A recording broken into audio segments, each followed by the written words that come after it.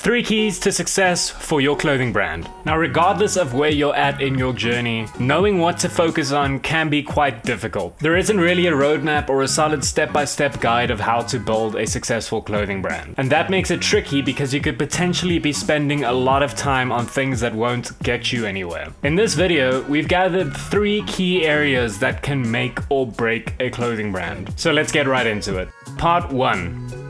Branding. It's probably not shocking for any of you that branding is incredibly important for any clothing brand. I mean, it's in the name. The thing is, branding goes far beyond just sticking your logo everywhere you can, but rather it envelops every single aspect of your business. As always, the devil's in the details, and we cannot stress enough how important every single little detail is to your overall brand. Now, executing proper branding really boils down to 2 things, and that's creativity and consistency.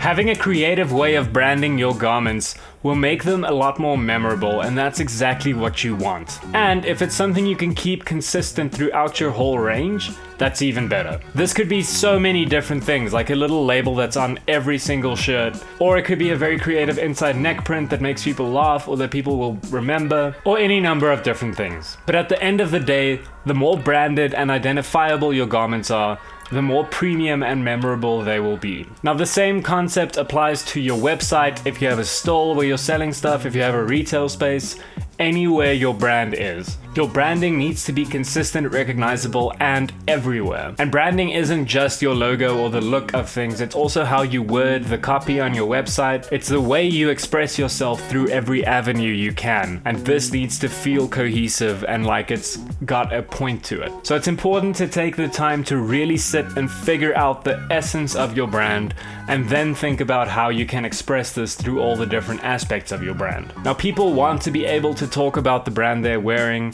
since we don't buy clothes for a necessity anymore, but we buy them as a way of expressing ourselves. Therefore, the more little details you can add to express your brand identity and give people things to latch onto and identify with, the better. Part 2.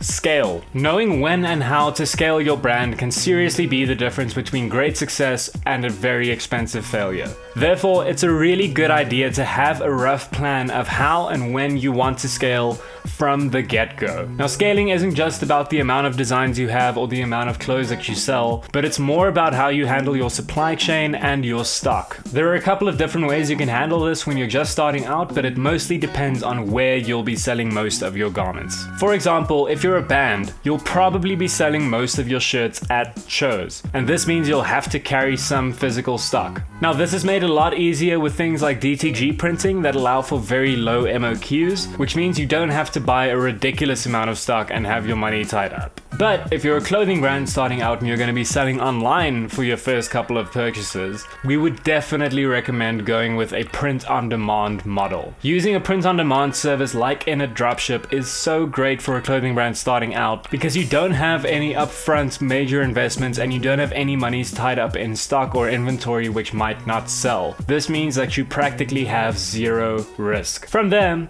if your brand is consistently selling like 500 shirts a month, it's definitely a good idea to scale up and start buying bulk stock. Now, buying your stock in bulk will allow you to make more money per shirt because you have far better economies of scale. But the reason you don't want to start out doing this is because buying stock in bulk also ties up your money into inventory, which is very risky since you have no guarantees that it will sell. So in summary, knowing when and how to scale will definitely be a deciding factor in whether your clothing brand goes for the long haul or fizzles out rather quickly. Part 3.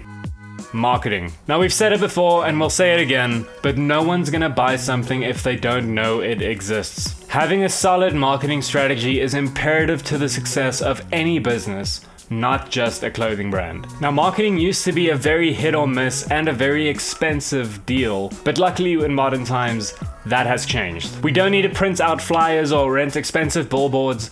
Rather, we can literally make something on our cell phone and put it out there for thousands of people to see without paying a single cent. The critical thing to remember with your marketing, though, is that you're not actually trying to sell products. You're trying to build a community of like-minded people. By building a community and offering them value beyond just making them aware of your products, you'll make people trust your brand and build a kind of family that goes around with it. If you have this community of people that are getting something out of your brand other than just clothing, then they will be a lot more likely to actually want to buy and wear your clothes. This means that you won't have to sell to people, rather just provide them value and make your products available to them if they want to purchase them. There is an endless amount of clothing brands out there with great designs and high quality shirts, so simply focusing on that just isn't going to cut it. It's all about what is on top of it. What extra value do they get out of it? What community is behind it? What does it say about the person wearing the shirt? This is what people use to decide what clothes they buy. Thank you so much for watching this video. Please leave us a like if you enjoyed it or if you learned something, and please consider subscribing if you want to stay up to date with any future videos we release. Cheers.